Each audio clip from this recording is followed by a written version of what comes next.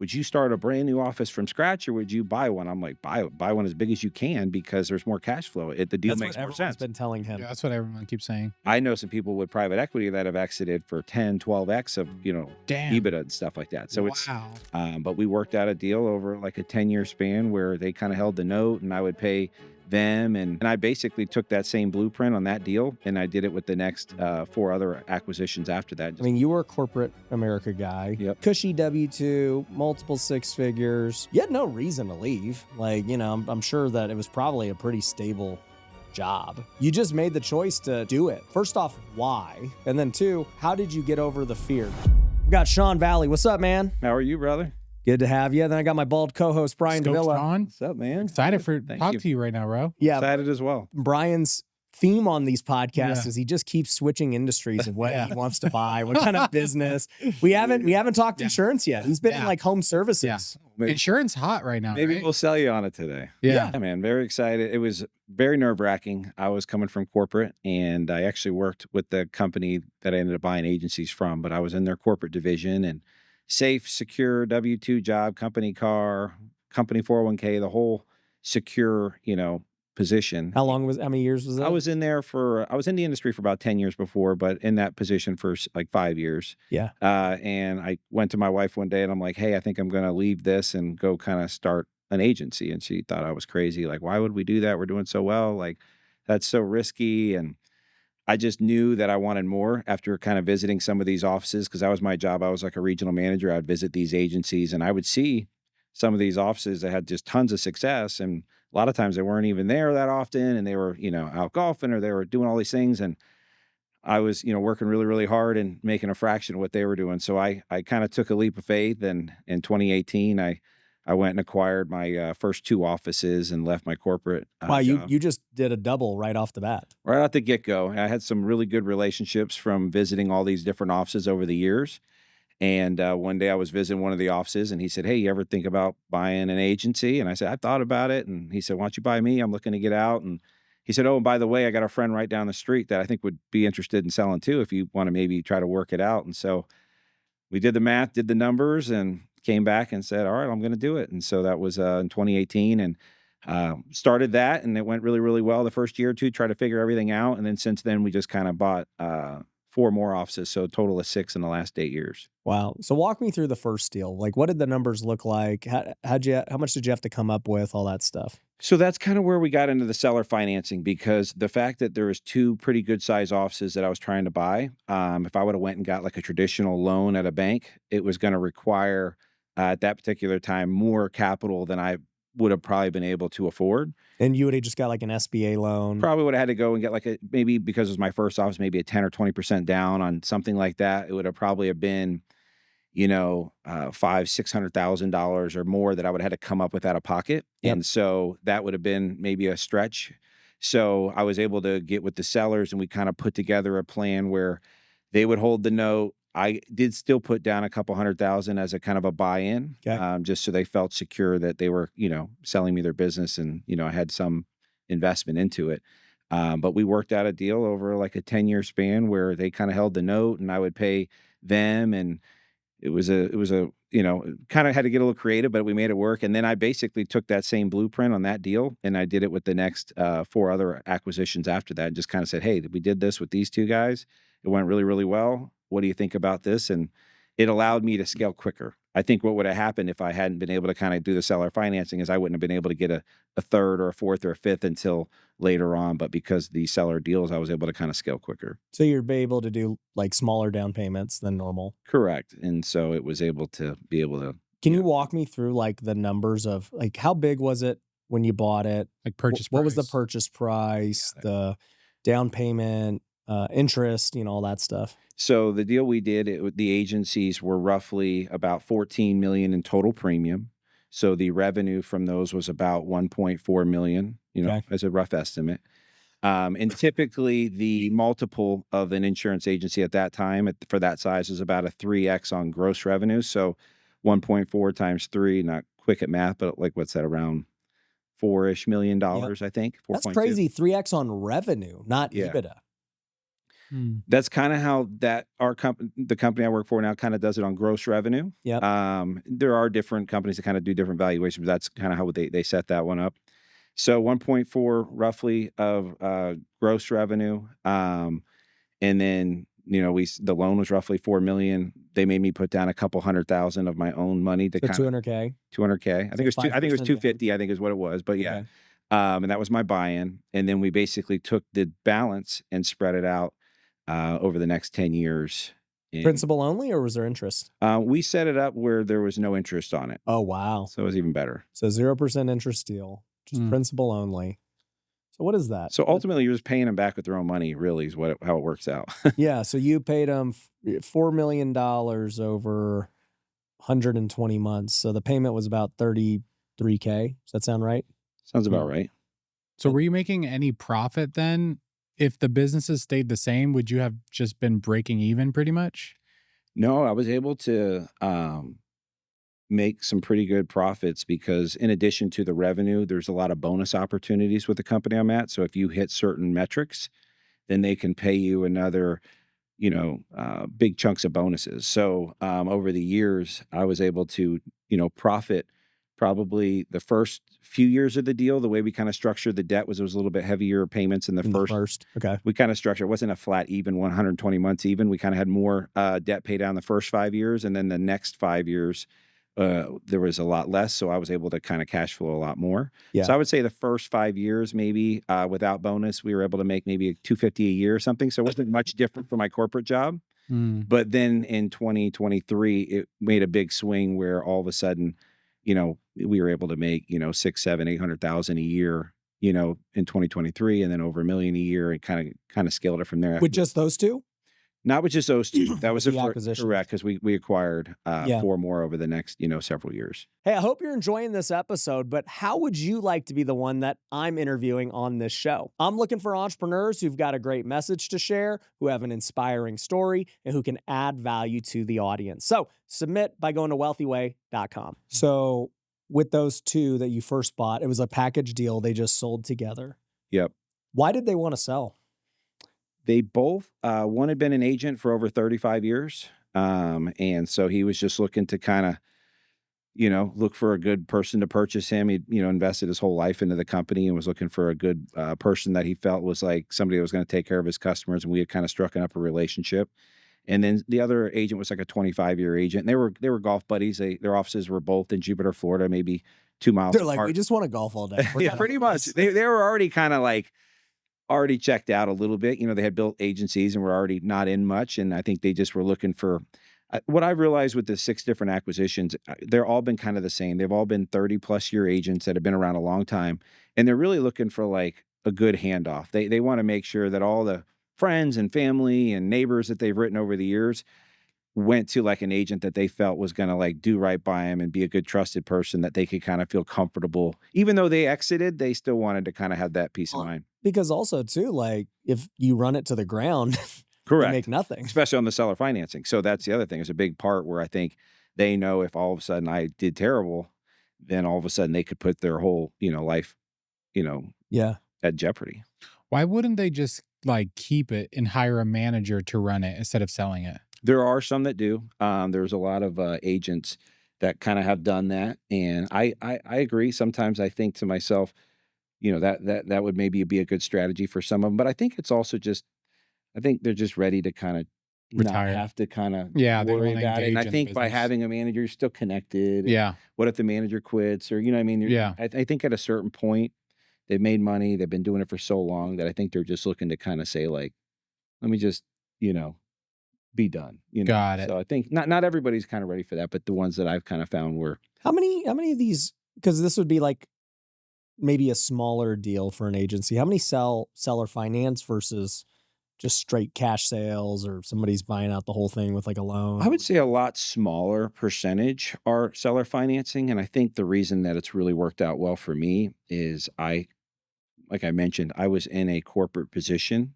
where I had kind of built up trust and credibility with these agents. And so they felt more comfortable holding a note. Did they get something paid like that. more than they otherwise would have? They would have. I would say the first 2 for sure. That was the first one I ever did, and I would say they got maybe a little bit better multiple, maybe like a little over 3% or 3 times multiple, where maybe like the industry might have been a 2.5 or something like Right. that. So they did get paid So more. so they got a little bit more for, I think, that the little bit of the risk they had. Got it. But I think the relationships that I kinda had built up, and then, you know, once you kinda have the first 2 went well, they Mhm. kinda talk with a lot of their friends were also agents, Mm. and so they had been at these same conferences and these trips and stuff over the years. So then all of a sudden, that's how I ended up buying my third one. Was it was at the country club I was a member at. The other person that I bought was a member there as well. They said, "Hey, I'm thinking of selling. I Yeah. know you bought so and so. Would you be interested in buying me?" So they actually came to me, and that was awesome. I was like, I wasn't really thinking of getting a third, but yeah, this could be a great opportunity. So we got that one, and then same other thing. Interesting. I got a call maybe like a year after that one, said, "Hey, you bought my friend. Would you like to have breakfast? I'm thinking of selling." And we bought the fourth. So it just kind Got of it. kept going like that. So it ended up being a really, really good thing. So how much revenue does your insurance business make now? Gross revenue is around 5 million a year 5 million. in And gross. what's like the typical like percentage of EBITDA usually for insurance companies? Yeah, so like just kind of quick math, just to kind of, like if your business is 40 million, or mine's a little over 40 million in premium, it's going to gross, depending on bonuses, around maybe five, could Mhm. be as low as four, depending on how the everything hits. Um, and then just kind of quick would be, typically agencies will, about half of that will end up being profit. Really? So like at a 5 million, like 2.5 million profit. I'm sorry, 2.5 million would be before debt services. Yeah. Yeah. So, but usually, like when I kind of underwrite deals quickly, I'll look at it and say, okay, that's $50 million agent is 5 million in gross revenue Mhm. after payroll, marketing, office Yeah. expenses. That's going to be about 2.5 million left over, then debt Mm. services, and then it'd be net after that. What So about on the 5 million? Is that before paying the agents or that's after paying the agents? 5 million is the gross before any type of expenses. Got it. Got it. Got it. And Got it. so out of that 5 million, we probably have payrolls over 1 million a year. We Mhm. have office expenses. We got marketing's probably 300,000-400,000 a year. Yeah. So there's just other different types of expenses. That's where you kind of get down to that 2.5 maybe is left Mhm. over. And Mhm. then you have debt services where you could, Once this debt's paid off, you're going to be rolling. I kinda have these certain dates circled, so, like, when I first did the deal, 2018 was obviously You're like 2028.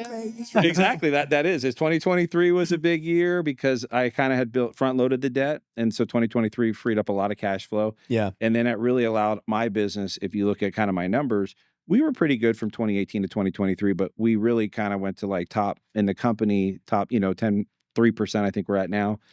Out of like 6,000 agents, I think we finished like 30 or something. But Yeah. it didn't happen until after 2023, because all of a sudden Yeah. I The had money debt to started. reinvest Yeah. and I could start to do things. And so 2028 is going to be another big year because my first two partners will be out, and then another one already's, the deals are set. They kind of, as they start paying off, then all of a sudden it's like, wow, now I can even double down again, or I Go can buy buy another more, one. or I could double the marketing, or I could add 5, 6 more staff. And so it really starts getting fun once you kind of, get a little bit of cash flow in there. Yeah.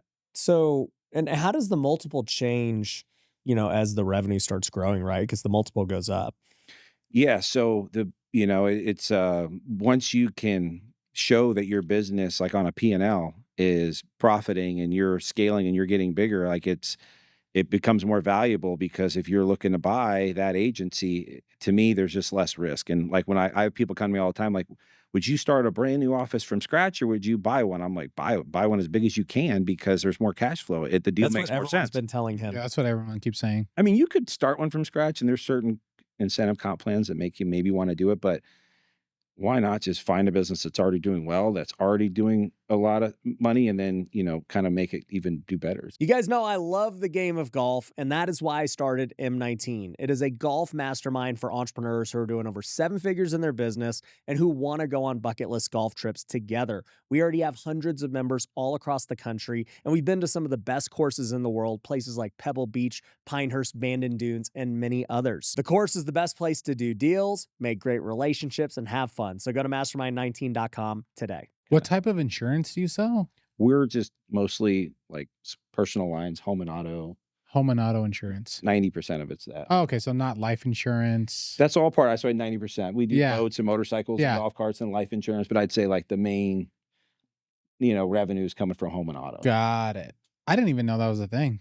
Oh yeah. Home and auto? I didn't know like there was like I thought people just go to like Progressive or Geico or something like that. There are onlines, and that's like every business is kind of competing against technology and AI, and so we're no different. We have people can go direct to our company, they can go through the agent, they can go, so there's different avenues where they can purchase it. But a lot of people still to this day want a local agent that they can call and talk to, that they feel more comfortable than calling 1-800. That's crazy. Something. I've never Why do you say spoke to that's my crazy? insurance people before. I've Well- always just gone to like Progressive, and I just go online, get it, and then Most younger, the demographics would follow kind of what you're saying. Like they don't need to talk to their agent all the time. But you got to remember, we still got I've never spoken to. we still got a lot of parents and grandparents out there that they'll So- still drive to the office and make their payments. Let me add this. Oh my So, gosh. let me add this. I have 2 different agents. I have one for home and auto Yep. with farmers. And literally it was one of my high school friends' dad when I first started like 10 plus years ago. Then he sold his agency in the same way to this guy, Brett.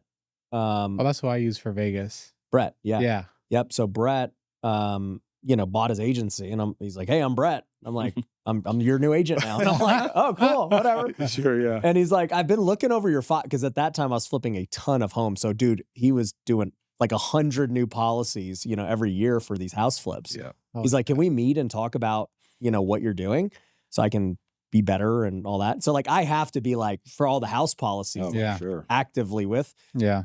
Now I'm not, the team was, but anyways, he ended up becoming a private lender because he's like, "I just see you're just making so much. Like, how do I get involved in this?" I was like, "Dude, you could fund some of these deals if you want." And he's like, "All right." So he became a lender.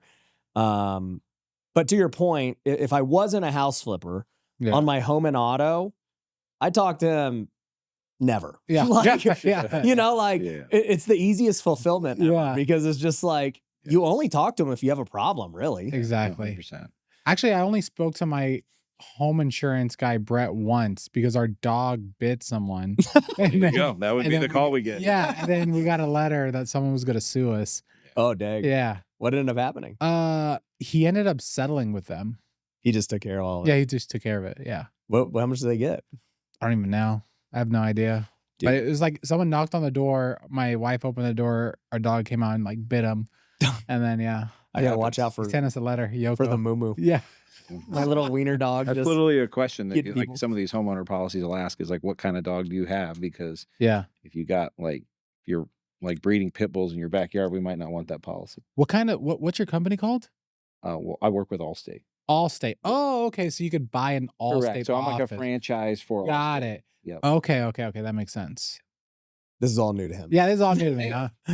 Well, we got to teach him before he buys his first office. So with your business, majority of the time, are you like recruiting or like trying to make new sales? So that's a good question. In the very beginning, when I first bought the office, I was a lot more hands-on because it was just me and like 3 or 4 people. And so I was Oh, damn. recruiting, I was also selling, I was also, hiring and firing, and I was doing basically everything a small business owner would do. Yeah. And then with each acquisition, as we've kind of gotten bigger, we have 20 employees now. I have a sales manager, a service manager, another sales manager. So now most my time is spent making sure that our marketing is good, that we have the right leads, that we have the right company. Leads for agents or leads for Leads for my team clients? to call on. God. So my team we give them, anywhere between like 10 to 12 leads per day each. He's not recruiting. You're not like recruiting agents too often. So it's sorry, different than so- life insurance because life insurance is like they just recruit. They have stadiums of people. Yeah, It's so a that's different- kind of like almost like an MLM type thing Yeah. where you're trying to basically like just give people contracts. They're 1099s. You don't care. You could hire 100 of them. Oh, They don't so work out. You yours don't is care because they're not on your different. payroll. Got These are it. the So yours is M19 different. ambassadors. Yeah, so I'm running it more like I hire you. You're going to come on as a salaried employee. You're going to work, these set hours, these set days. Like you're an employee. Oh, that's And cool. we have different incentives. Like we give them, incentive compensation, so they have an incentive to do better. But they're still kind of a little bit more safe. That They're like an employee. They're not Correct. like a business. So we have owner. 20 people in our office that are W-2 employees. Got it. And so now I just mostly do marketing and recruiting. So that's pretty much mostly what I'm doing. What kind of marketing do you do? So with our industry, we're really, really big on like internet leads. So like if somebody's online looking for affordable auto insurance, Like PBC or what? right? Let's say you're today in Vegas, you need a new quote, your auto policy. You go online and search.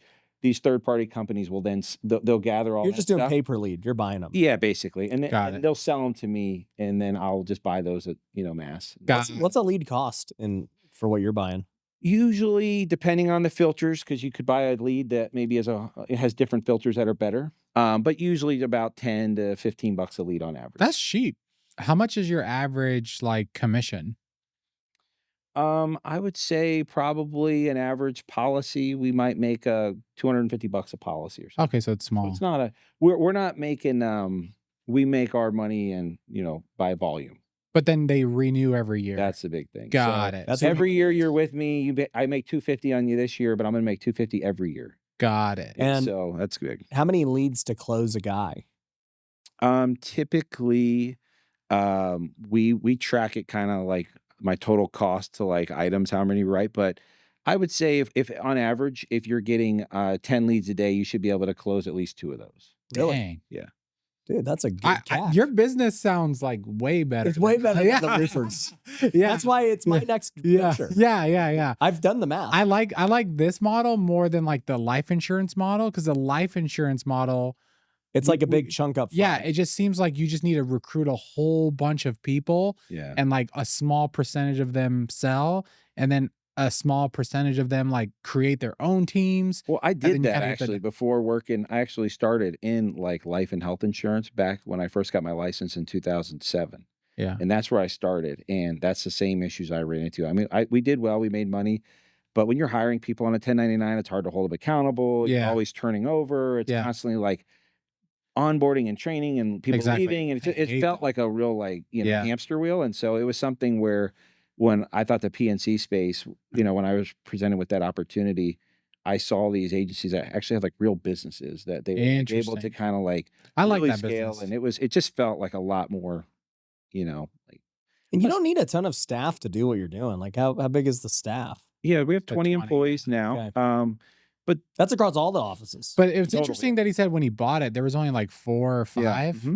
Well, So that's crazy that you. because we were at like 14 million roughly when I first bought it. So I haven't done the math on like the percentage, like how many per million, but we're at 20 now at over 40 million. So, kind of where we're at. And we don't have to be that many, but we're trying to Yeah. grow. So I could probably even hire more just to kind of scale it quicker, but always trying to watch like profits. Can you hire VAs or no? Yeah, I have a VA.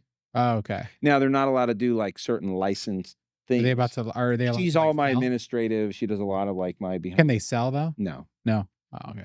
If So- they were like a VA local, they had like a local like social security number, somebody like that. But mine's in the Philippines, so she wouldn't be able to get like a social to be able to sell insurance in the state. There's certain licensing requirements. Got it.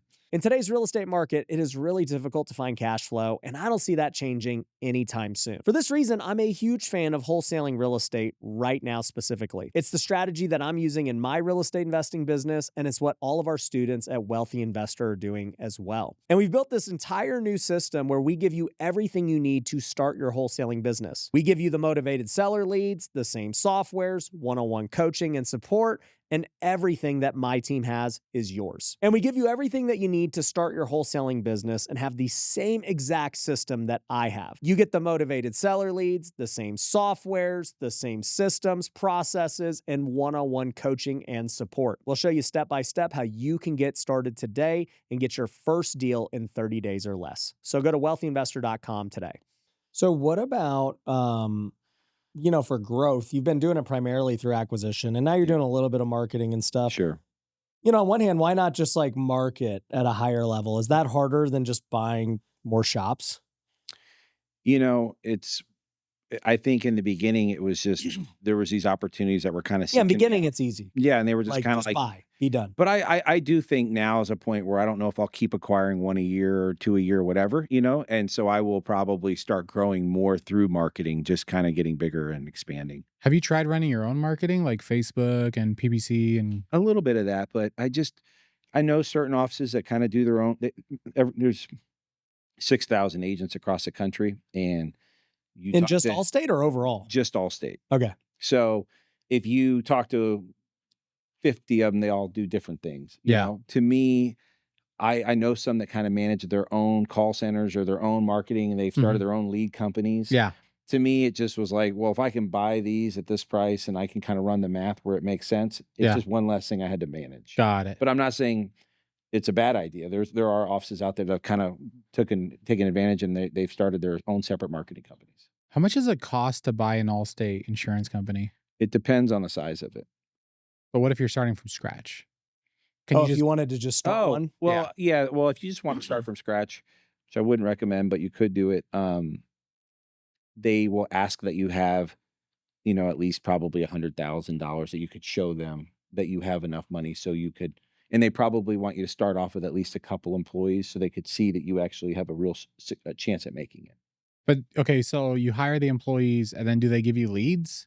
And how much does it cost? Like, do I have to pay a franchise fee or something like that? No, there's not really a franchise fee, which is why I think it's riskier to start from scratch, because day one, you don't have any revenue coming in and you have people on staff that you have to pay. So immediately you're kind of losing money the first month because you Yeah. have to pay them a certain amount. And if they don't go out and produce enough revenue to offset their expense, well, then you're in the red for the first, several months until you can kind of grow your business so you can start to kind of have them pay for themselves. It's a weird business model Yeah. Why? because you could just use a huge brand and just like start an office without any fees.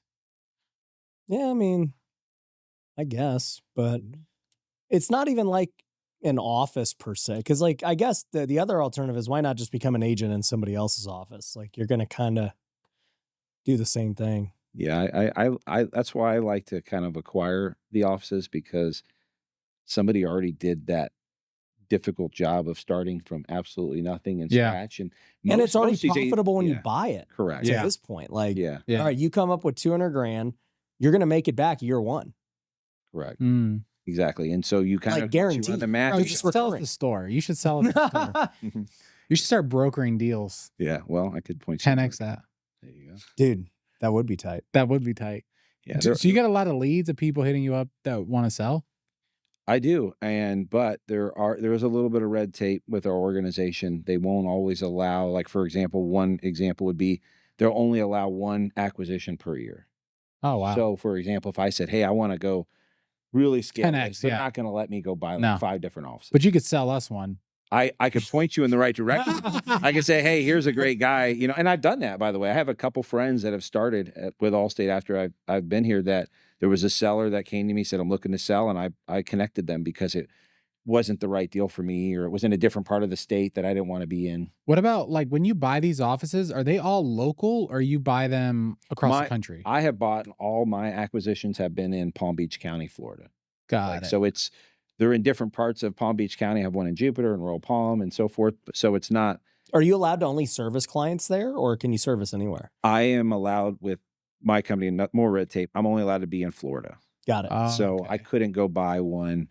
There are some exceptions, very rare, that they'll let you go outside. Like if I had an office that was like on the Florida-Georgia border, Yeah. then they might let me sell in 2 states. Right. But you can't get a license in like Nevada Yeah, and buy a store out they here. wouldn't approve if I found a great office in Nevada tomorrow. I like how you call it a store. Like Yeah. they Yeah. sell candy. That's how I think about it. So there are certain, so that's how like when I say like there are certain things that I'm kind of like limited to as far as scaling. Yeah. But I could probably get approved to make one good acquisition a year and kind of By keep the way, doing that way. That's any time you're under a franchise, like McDonald's wouldn't let you buy 10 McDonald's tomorrow, like Mm. every franchise has rules there's to make certain sure that like, okay, we're going to let you buy one, Brian, and let's see if you actually represent the brand good. Yeah. Because if you can't, then you ain't getting 2.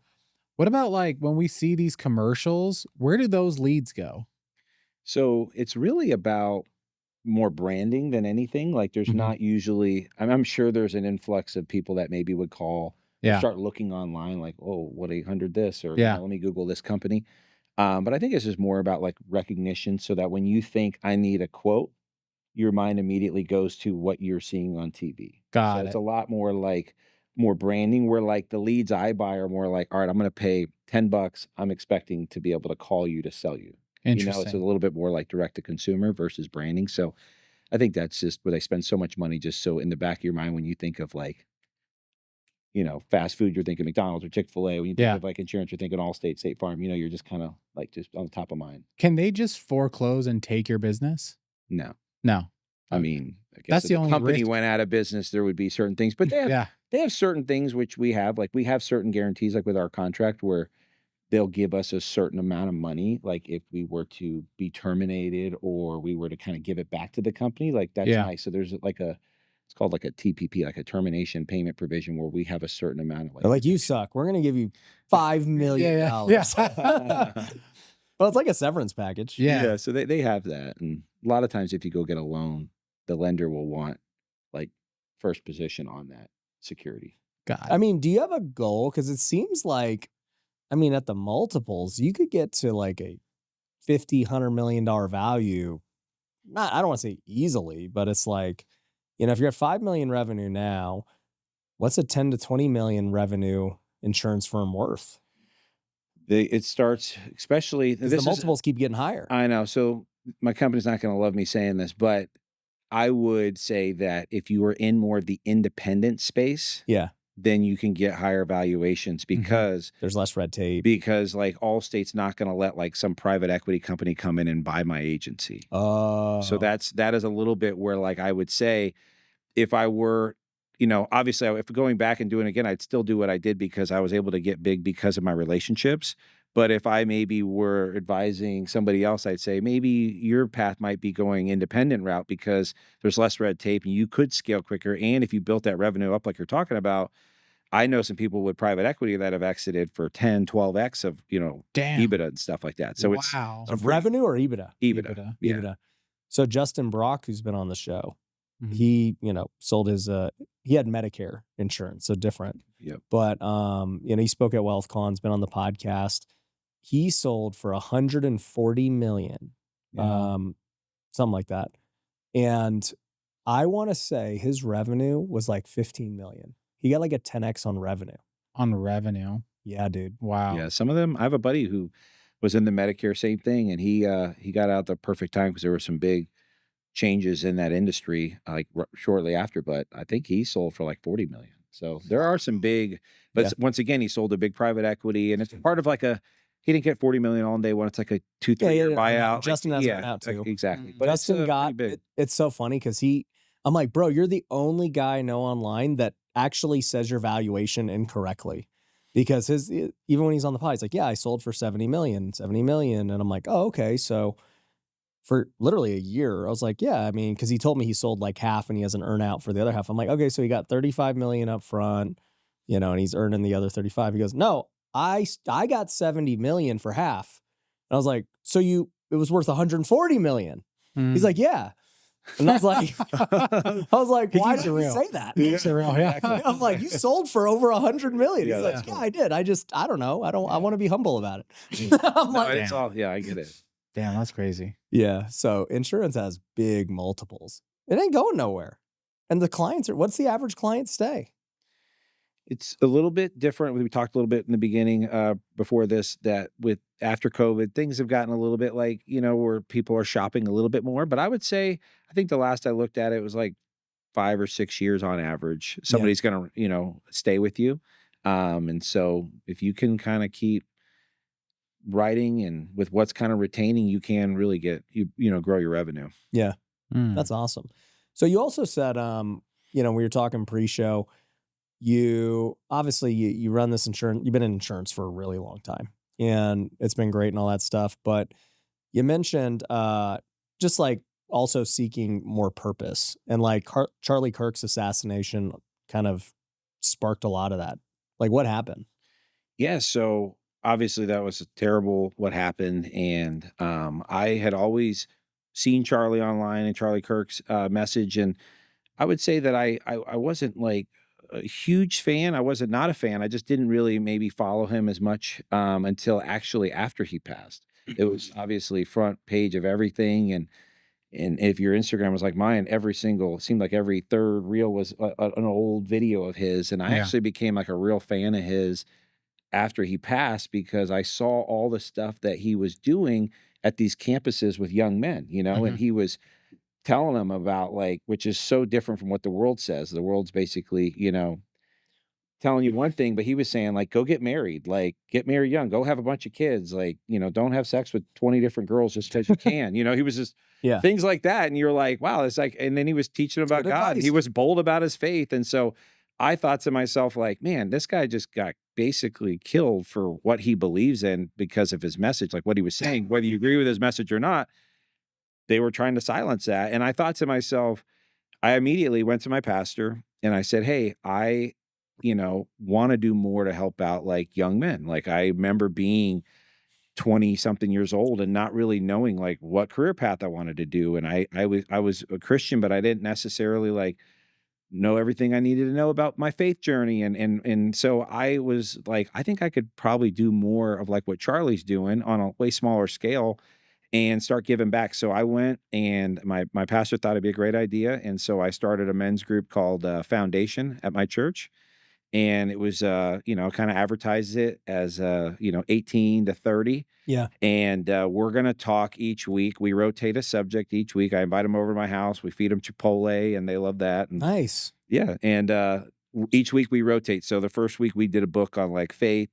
The next week it was on family, and then it would be on fitness, and then on finances. And then each week we had a different book. So like when we were on finances, we did Rich Dad Poor Dad, or, we did, different ones on, I did Tim Tebow's Mission Possible on faith one week. And so we kind of would rotate a book each week, and then it would always be great discussion. And the guys would be like, well, what would you do, Mr. Valley, if, I got, my grandpa left me $100,000. Like, what would you do with that money? And I'd try to say, hey, well, let's talk it out. And You can buy an insurance agency. Yeah. So, I would just kind of give them advice. And some of these people didn't have anybody kind of mentoring. Some did, and everyone's kind of different. And I just felt like it was a great way for me to kind of feel like I was going to do more. And so that really, really became important to me to kind of feel like, after that assassination, that I was giving back. Got it. So how many people do you bring through that? And like, is it actively, explain to me how it works? Yeah. So we just started it like 6 months ago, or maybe at the end of last year. So, and we had 10 guys basically signed up, and I hosted at my house, and I would always tell them to invite friends and stuff. So some weeks we might have 14 or 15, and some weeks it might be 8 or 9, but it was the main core was probably like 8 to 10 guys. And we went through a 12-week course. Oh, damn. And so we did 4 different subjects on faith, 4 on family, 4 on fitness. I'm sorry, 3, 3, and 3. So we did 3, faith, family, fitness, finance. So we did 3 weeks of each. And so we kind of rotated it, and we just finished it up maybe like a couple months ago. And now we're going to take a break for the summer, and then I'm going to relaunch another course. Okay. And so all the guys that came, when they finished the 12 weeks, I had a cool shirt I bought. It was like a foundation shirt, and kind of like a little, like almost like a graduation, so to say. Like you kind of went through it. And my goal is just to kind of keep doing, one of those every 12 weeks or so, maybe with a few week buffer in between, and just kind of, just feel like I'm, helping out these young guys. And it's already been awesome, man. Like just, some of them will call me or text me one day and they'll want to grab lunch, or they're going through something. And I just feel like I'm able to kind of help them. And how old are they? Most of them are between 18 and 30. Okay. So some of them are just coming out of high school. Yeah. And some of them are, Have you seen the movie The Forge? I have not. You haven't? I have not. It's literally that. Is it really? That's Yeah. funny. Yeah. I'll have to watch it now. It's about this group of, business guys that are doing well, basically each year taking on a young man as like a disciple, and then just like pouring into, the one guy. And then, each year they kind of get a new guy that they're really I mean, obviously you're doing it a little bit different. Sure. But no, it's the same idea. Same right? idea. Trying to kind of like mentor these guys. And well, and then all the guys and, their disciple all get together also like weekly or monthly. I think it's monthly. And just like they all hang out together. Oh, that's and cool. so like the young guys get to meet each other, and, the older guys are all already buddies, and love it. Yeah, it's awesome. I just think there's so much. I think for the longest time, one of the things I struggled with was I didn't feel like I was maybe where I needed to be at financially to be able to be giving financial advice. Right. Or I didn't feel like I was further, like I wasn't a pastor. Like, who am I going to start sharing about the Bible? Like, maybe they're going to ask me something I don't know. You know what I mean? Or just not feeling This prepared. guy has a big Christian YouTube channel and he Yeah. still doesn't know anything. Yeah, I don't know anything else. So I think that's where Just I thought was. Jesus was the angel of the Lord. I'm pulling 1 million views. It's crazy. So I think that's where I've been kind of like, for the longest time, I sat on the sideline and I was like, I'm not qualified, or maybe like this past sin I had disqualified me from talking about my faith. And Oh, so, I used to feel like that too. and so it's like really was a big thing to kind of get out of my comfort zone and to like start this, because Yeah. I'm like almost like this, you know, I almost feel like I was even talking yesterday with John, my video guy, and we were talking about this, and he was talking about how he just got ordained to be a pastor. He did? Yeah. The guy with the camera? Yeah. There you go. Dang. So Pastor. he's a you know, now Pastor John. And so, Pastor but we John. were How old, talking. Sean? How old are you? 27. 27. 27-year-old Let's pastor. go. I know, he just told me this yesterday about how he was now a pastor, and he was telling me he was dealing with the same thing I was, that like, you know, almost like now that people know I'm going to be a pastor, they're going to hold me to like this different standard, or like almost like I can't go back to kind of how I was, because now people are going to look at me different. And that's almost how I felt like starting this class, is like, Yeah. you know, I'm out of my comfort zone now. Like, people Yeah. are going to look at me like, oh man, Sean's outward with his faith. And like, Mhm. you know, it's just, and I never wanted to be in a position where like I let, you know, people down and like, you know, come Yeah. across as like somebody that could be a hypocrite or something like that. So it just was funny, because I was telling him some of my concerns with just, you know, this journey on myself. And it was a lot of the same ones that he was going through. And we really kind of connected last night about dinner about that, and kind of the insecurities that I think almost the devil uses sometimes to try to prevent you from sharing your message. Yeah. Oh, yeah. Satan will always try and give you imposter syndrome or bring back past sin. Yep. Or, Yep. you know, you're not qualified to do this. Yep. And, you know, he got saved a couple of years ago, and it's like, oh, you're too new Yeah. in the faith to be doing this. Yeah. Yeah. And I think that's just like such a, if more people, like, I think I've seen some statistics before, like how little people like actually tithe at their church, like what percentage of people that It's go to church. 7%. It's something, yeah, 7, really, really low. Or like how many people like volunteer or give back. And if everybody just did their part, Mhm. like it would be, the world would be such a better place. Yeah. But I think so many people are on the sidelines because they're waiting to arrive before they can give back. Yeah. And I think that's what, you know, I guess that'd be my message, is like, you know, you're never too early in the process to help somebody. You know? Yeah. I don't even think people have to do their part. Even if they did a fraction of a part, like it would literally For sure. 100x the church. One thing we talked about with, he's brought it up too. It's like a lot of people, and even for him, when you know, we had been business partners for a long time and he wasn't saved, and, you know, he's having like anxiety and all this crap. And I'm like, bro, you just need to go to church and we got to pray over you. He's like, no, but like, what do we really need to do? Yeah. And I'm like, I'm telling you what you need to do. And for him, I think it was more like, yeah. And I think a lot of people do this. Like, when I get fixed, then I will go to church. Yeah, And right. I have to fix myself before I come to this place. Yeah. Yeah. I felt the same way. It's the opposite Yeah. process. Yeah. Or when you read the Bible, if it seems like a lot of the people were like unqualified, That's or like, God specializes in that. If you really Yeah. read all the scriptures, like Yeah. almost every single person that he called almost had like, issues. you know, I remember like Moses was like, I saying that know. he had a stuttering problem, Yeah. or like, you know, just different. I was reading He about complaining. Samson, man. Yeah. Yeah. Let me tell you about Samson. Yeah. The first time I read the story of Moses, I was like, I did not expect this. Like, I thought Moses was going to be like this badass, like freaking. He didn't want Just it. kept complaining. He's like, God, they're not. Or They even- don't listen. Yeah. Or even David was a brother that was overlooked. And so Yeah. there's just all these like stories where it's, Yeah. Moses is out killing people, Yeah. running away. Yeah. it's just, You know, never mind. The Muslims, they don't believe he actually killed someone. Oh, okay. They believe he just pushed them and they died on accident. oh, Well, he Yeah. still killed him. Yeah. I don't know. yeah. It wasn't murder. Yeah, It was exactly. manslaughter. Yeah. But they don't believe. Yeah, that's a completely different topic. Yeah. Shout But yeah. out to Brian's new channel. Yeah. Yeah, And- Christians and I debate think God Muslims. does. I think God does that with the unqualified, because I think then it's like all of glory goes to God, basically. Because Yeah, like Yeah. you definitely ain't good enough Yeah, to be yeah. doing like, this. here's Yeah. somebody that obviously wasn't gonna, you know, do it, and then because of God, he was able to do it. So it's like, Yeah. you know, it's like, I heard, you know who Philip Anthony Mitchell is? I've heard the name. He's like that black. Oh, yes, Yeah, yes, yeah, yes, I'm yeah, sorry. yeah. Yes, So yes, you know Philip. who he is. The 2818 church, Yes. 2819. So he was doing a sermon and he was talking about how he would be up there preaching, but sometimes still suffering from like depression Sure. or anxiety. Yep.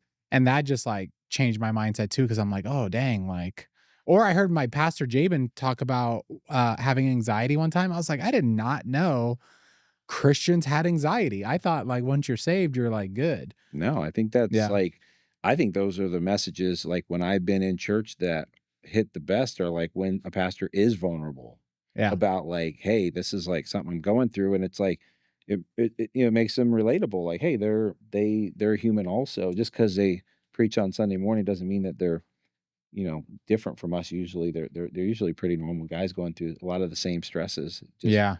but they're which is kinda like my comment earlier is, like, they're not waiting until they have it all figured out before they're giving back. They're Hmm. kinda, helping people through their own journey to get where they're trying to go. Yeah. So speaking of, faith, you said you're helping these guys with faith, family, fitness, finance, right? We've talked about money, we've talked about faith. What about family? How have you managed a family, building all this stuff? So I've been, married to my best friend Allison for the last 19 years. We just celebrated our 19th wedding anniversary, and, we have 2 daughters, Caitlin and Haley. They're, gonna be 16 and 13.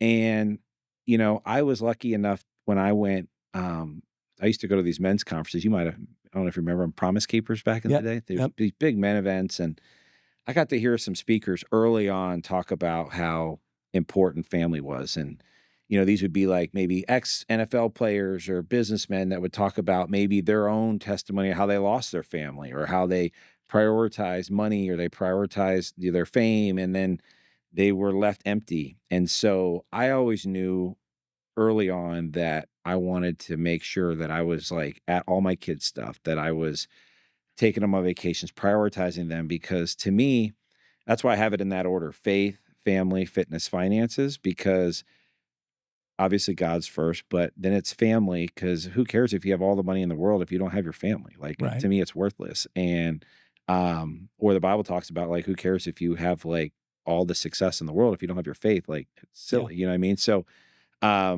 family's always just been huge. And it's always just something that I'm always very intentional about. And that's something I talk to the guys about. Like, some of them are young, they don't even have families yet, but I'm coaching them on, hey, how to be the man you need to be to attract the type of person that you want, or to be the guy that has it all together. So when you are raising your kids, you're not passing on any dysfunction that maybe you inherited from your parents. And so, just really making sure that they have their faith lined up first, and then, kind of teaching them some principles of things I've learned about, being a good dad or a good husband. Yeah, we have a lot of kids. He has 5 kids.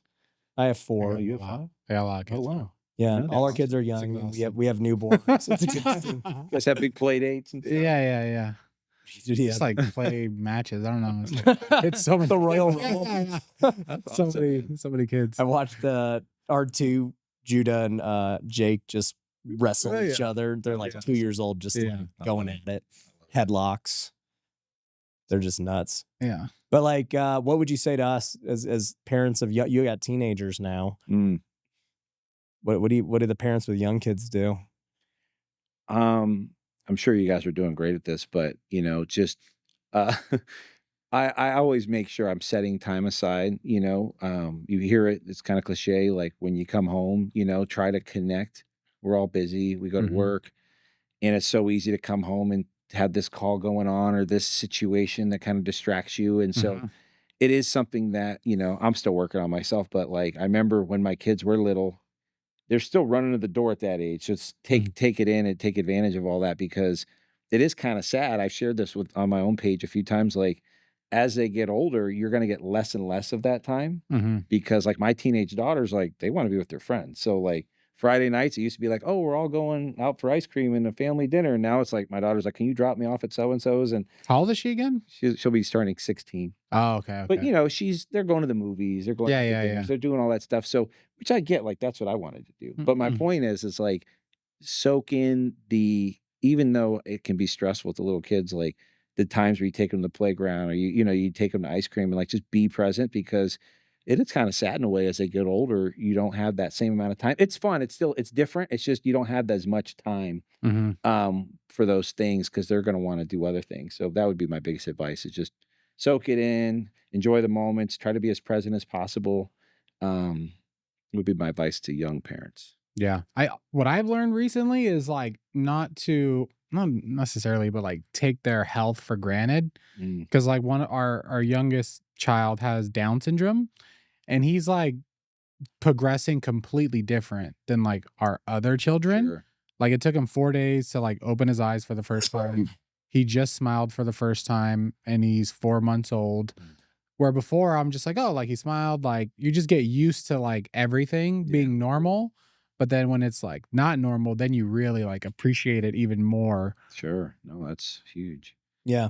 And you had the opposite. That was your last kid so far. Yeah. Mine was my first with James, and he has autism, and he was in the NICU for 2 months, then he had brain surgery and Mhm. all this stuff. So like he was our first we were like, dang, raising kids is hard.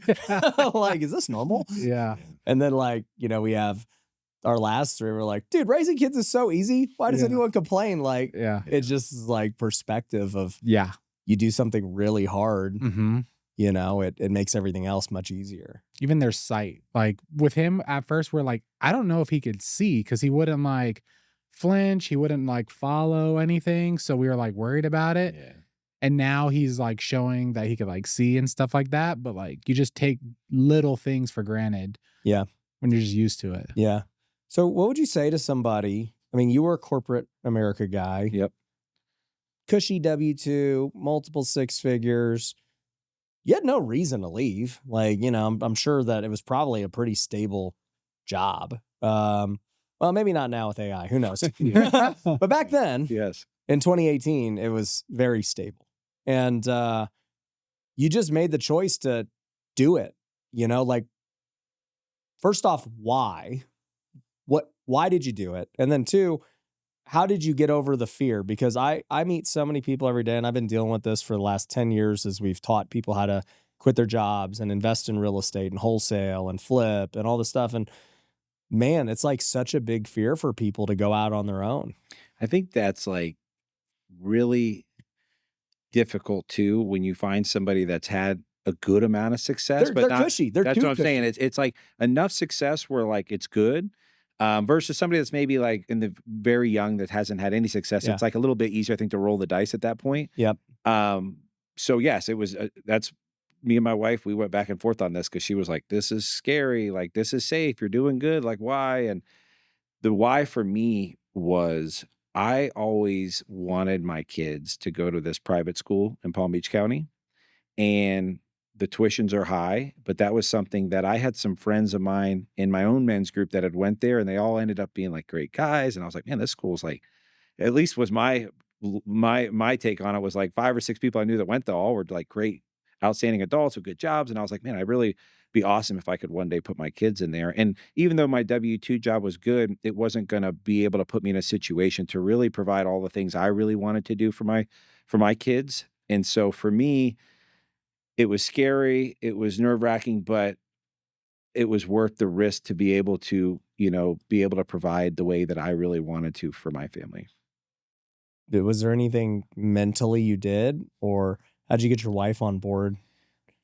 She eventually came on board when things worked out, but When it came when it worked out. she's always, which is good. I think like they always say like kind of marry your opposite. I've always been a little bit more of a risk taker, and she's always been a little bit more conservative. And it probably helps me out because there are probably certain times where I'm probably trying to be too risky that she probably. Wait, you're an insurance guy who's a risk taker? Yeah, exactly right. So I just, she's on board. And, I think mentally I've always had this confidence that like I would figure it out. I don't always know exactly how I would figure it out, but in the back of my mind, there was just like a confidence. We call that faith. Faith. There you go. There you go. And That's I the just kind definition of of was faith. like, I'm gonna like worst case scenario. I thought to myself, like I may just have to work like 100 hours. Like I'm not gonna fail. Like that was like in I the will back of not my fail. mind. I Like will I'm just make it gonna work. make it happen. And thankfully it worked out a lot better than I even had hoped. And so now every time you have like a win and it goes good, it just keeps building that confidence that like, hey, this, I wasn't sure about this. I took a risk. It worked out. Now I'll do it again. And like, you know what I mean? Just trying to make sure that I'm, um, I'll tell you what helped me, not that I ever had a job, but like taking a big risk was, my first biggest risk was, I decided I wanted to flip houses. We're brand new, married, and, I maxed out our credit cards for 50 grand to go flip our very first house. And, I remember going to my wife at that time. She's still in college, by the way. And the only way I'm providing at this point is flipping couches. And I was like, babe, I'm going to flip houses. She's like, all right. I go, I need to get your social security number here. She's like, okay, have fun. You're like, no, hold on. Yeah, she's like, for what? And I was like, I need to apply for some credit. And I was like, I'm going to get us both credit cards so we could, get a down payment and rehab money and whatever. She's like, all right. Like she was like very much just, okay, I trust you. And, I applied for all these cards and immediately cash advanced them and balance transferred them because, you get like the 0% rate for like 12 months, 18 months. So it's like, I'm like, this is free money. Let's rip. But I will say, because people ask us that at the events, like, they're like, how did you feel when he did that? And what was my mindset? And for her, she's like, look, I've seen him succeed in other things. He played professional baseball. He said he was going to flip couches and he did it. Sure. And it was successful. Like I believed that this next thing would be successful. And ironically, I've started many things since then, many successful, many not successful. Sure. Right. But either way, each new thing I start, like we both believe that it's going to work. Yeah. So I think like that's an element of faith. But the other thing I was thinking about was, to your point, hey, what's the worst case here? Yeah.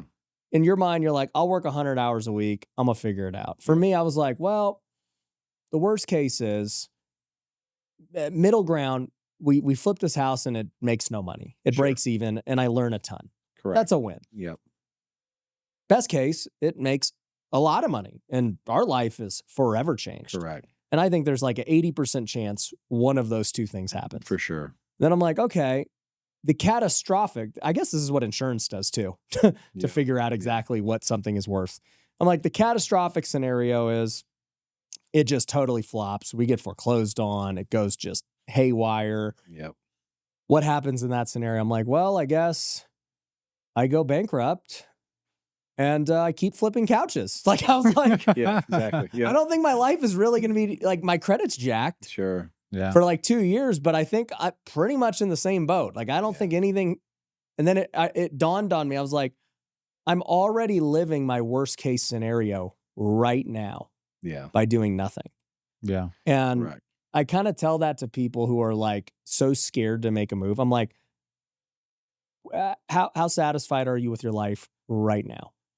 And they're like, oh, dude, I'm not happy. I don't get to put my kids in the school I want. I'm barely making ends meet. We're in debt.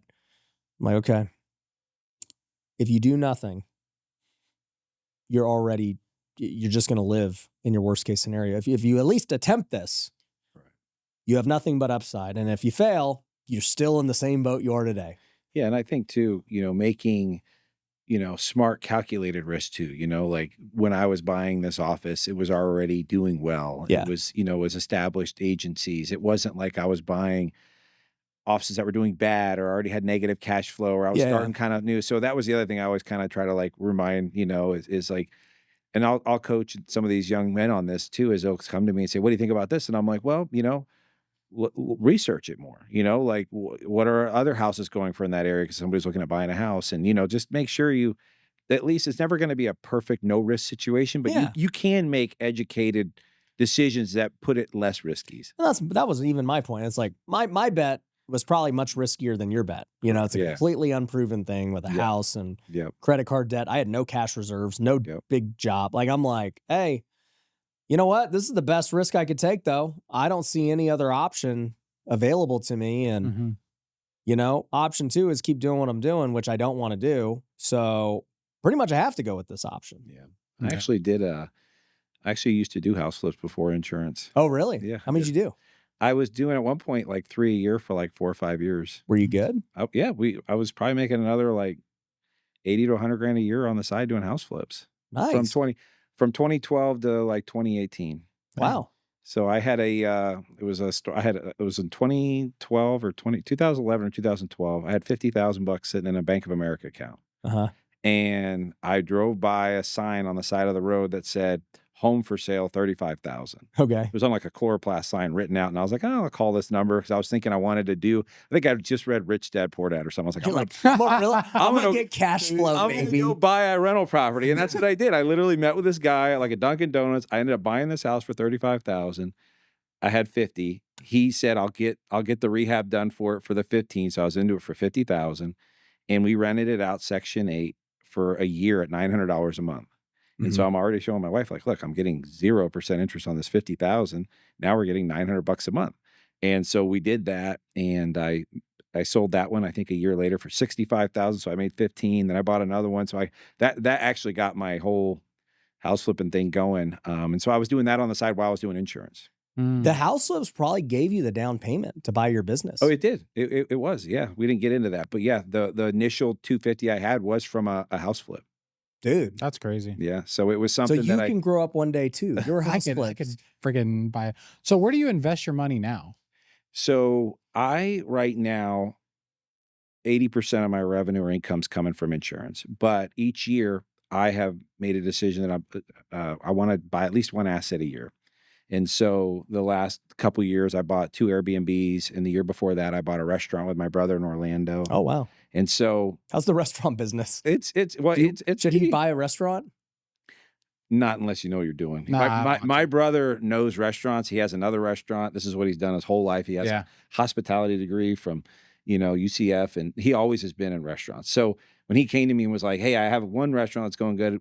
Would you be interested in doing this one? I was like, sure, but I don't know anything about it. Like, here's basically money. He's running that. And so I just go up there once a month and look at the books here and there. But that's kind of a little side thing. But I just never want to have like everything in one basket with insurance. So that's my main thing. I'm trying to make as much money as I can in insurance, but each year I'm thinking like, let me just buy this, let me buy this. And eventually I'd like to have, enough kind of passive income outside of insurance where if I were to sell or, something ever were to happen with my industry, I wouldn't, have to have nothing. Why didn't you try to scale house flipping more? You were successful. So I was dead wrong. I thought that the market was at its peak in like 2018. So Ryan thinks we peaked right now. I was dead wrong because remember I bought it. I bought my first house in 2012. That was when the market was like at the all-time low. Yeah. And so I had seen houses in 2007 when I bought my first house go to like half the value, but by like 2012. And so when I was buying these houses for 50, 60, 80, 100 grand in 2012, 13, 14, I saw them by 2018 doubling and tripling by like 2018. Like, this cannot keep going. I thought to myself, like, oh, I think we're kind of at the top and there's a good opportunity to get into these agencies. So I kind of took the money I had from the house. Well, that was still a good choice. Yeah, it was good. But who would have known if I would have known, obviously COVID, everything doubled again. And so I was obviously wrong on that. But I remember thinking in my head, like, cause I think it's because I had saw the whole 2007 to 2012. That once it started doubling and tripling, I thought we're going to get in trouble again. And I got out. What's funny for me is I was the opposite because I got started in 2010 as a realtor. And so the average house in Vegas was 100 grand. And I just watched it go up literally every year forever. And I was like, oh, I guess it just always goes up. And the 22 hit. And I'm like, it doesn't. Before insurance, I actually had my real estate license in 2005. I thought I was going to be a realtor as well. And I was from 2005 to 2007. And then when you probably made pretty good money too. For the 2 years. And then all of a sudden it was like, all right, insurance is, actually I got a call that's how I got insurance. Somebody called me one day and said, hey, I know real estate's going terrible. You ever thought about doing insurance? That's how we literally started the conversation. I'm like, well, yeah, it is going pretty bad. So he was interviewing and that's how I ended up getting into insurance. Oh, that's cool. Why don't you cold call? From a cold call. He called me from a licensed realtor list. He was an insurance manager. You call realtors recruiting him for insurance? He called me up. He called me from a licensed list. He goes, hey, man, I know it's not going good. You ever thought selling insurance? I'm like, it ain't going good. I never really thought about it, but I'll come in on Monday for an interview. And that's how I started. Damn. Why don't you just like invest in insurance more instead of like buying Airbnbs and doing these other things? Because of some of the, like I said, I think if I was on like an independent agency where they don't have as much red tape, but remember I was mentioning that like my company restricts like one acquisition a year. Yeah. So there's only so much I can do in there. Now I could probably take all the extra money and just put all of it in marketing and just keep Yeah. going. I think in my mind, I'm just like, all right, I'm making a good amount here. Mm-hmm. But like in the back of my mind, like for example, I'm always a little bit worried about like AI or my industry or Yeah. like I'll give an example during COVID in like the state of California, Allstate one time just shut down for like almost like 6 months. Holy crap. Nobody could sell because there was these big issues going on with like the state didn't want insurance companies to raise a premium because of COVID. And then all of a sudden the insurance companies are like, well, fine, if we can't raise a premium, then we're not going to write. And so I was I think in the back of my mind going like, well, what if Florida ever had like a situation Yeah. where there's some like hurricane or there's something that happens where all of a sudden I can't write. And so in my head, I'm thinking like, yes, I'm going to put a lot of my eggs in this basket, but I also want to kind of diversify just in case. What about like the problem with insurance in Florida? Yeah, like 'Cause I heard what- that's a big why issue. isn't I mean, I know why it's going up everywhere, especially Florida and Cali, but Yeah. like, is this going to get better anytime soon? It is already in Florida. There was some legislative changes that were made that were kind of getting pushed.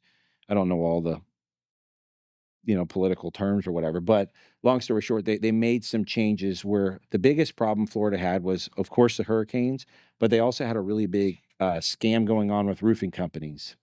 A lot of these roofing companies were basically going out on people's roofs, like banging on tiles and creating problems and then getting people new roofs. Yeah. And it was That was like your roofing company. it was a Yeah. real problem. I had a roofing company in Florida Did you? before. Okay. So So I'm joking.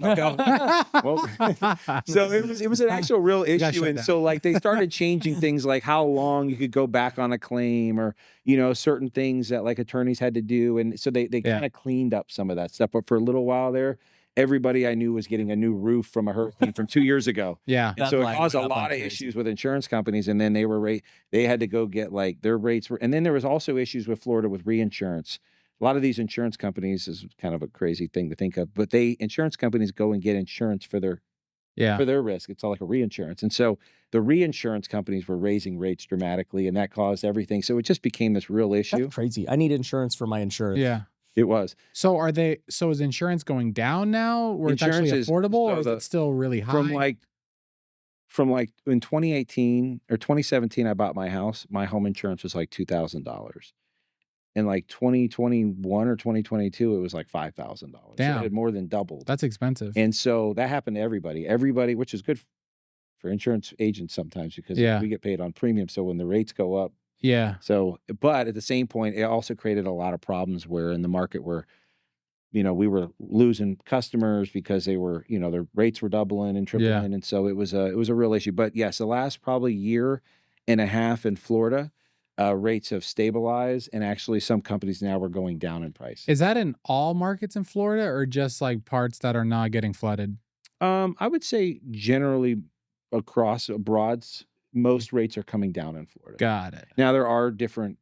The other thing too with insurance, not to get too technical, is there are issues like with just certain homes because of risk. Like Yeah. if you've got an older home, Yeah. it's way more likely You got to a have a home problem with a on the beach.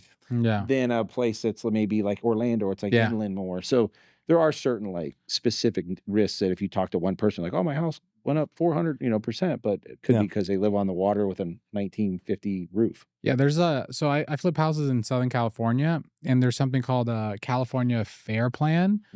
So in some areas, they're the only people that insure in those areas because of the fires. Yes. It's almost So- like a state insurance. Yeah, exactly. It's a Correct. state insurance. We have that in Florida. It's a company called Citizens. It's almost like the state-backed insurance company where if you're a certain risk that no other company will take you, then they have to take you. Okay, got it. So But it's your real expensive and it's got so your business wasn't affected when like State Farm pulls out of areas and yeah, we're Well, not. he's with Allstate, but yeah. all state. But yes, it is but it's always in the back of my mind. Yeah, which that is they'll do that. why in my head I think to myself, like, yes, I don't want to not like, of course I want to maximize my insurance revenues and try to grow it. But in my mind, I'm like, I'm not going to quite put every dollar I have into it just Yeah. because I don't necessarily know. I put a lot into it. I reinvest most of it, but I do kind of think to myself, let me get a little cash flow from this and a little cash flow from that. And eventually my thought is if everything goes great, well, then I got all these other assets and, or if it goes bad, well, then I'm not totally, in a bad spot. Got it.